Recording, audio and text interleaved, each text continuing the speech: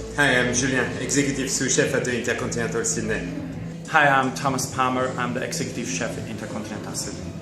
The taste of idea came up 2 years ago, where we realized that Australia has some amazing producers around, and we had an opportunity to work some of them and experiment the quality and the variety of those products.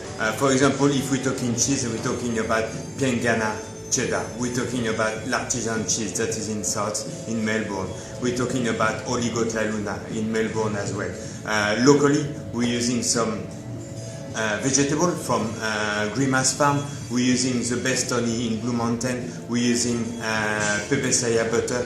We're using the best of what is local and what producer taking pride to do. So the first course is obviously the ocean trout, where we're playing a little bit with the fish and the cheese. That's a very unusual combination, but we choose a cheese from Bignori dairy.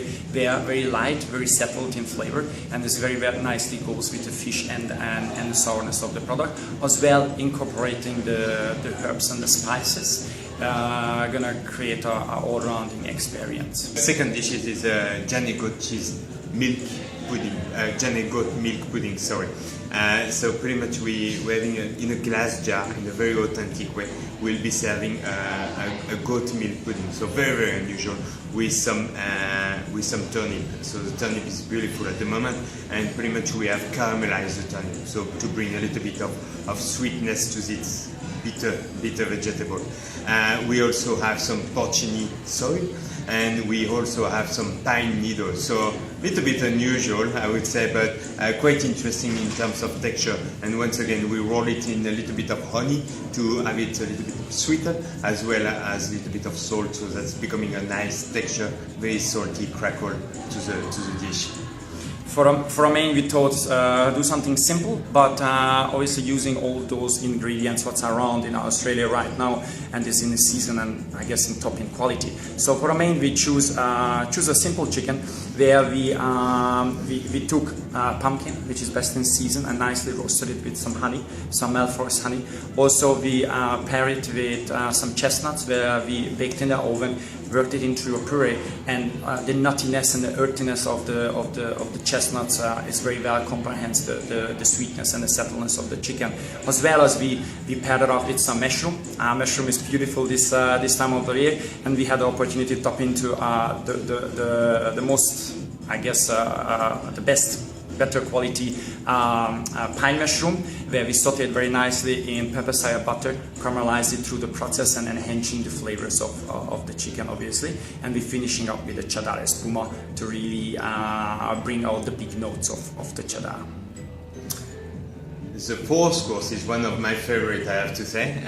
So that's a melted cheese, not just a random melted cheese, but from l'artisan cheese. There's a cheese called the Mountain Man, which is a very similar cheese to a reblochon in France, but unless it's made in Australia next to the 12 Apostles.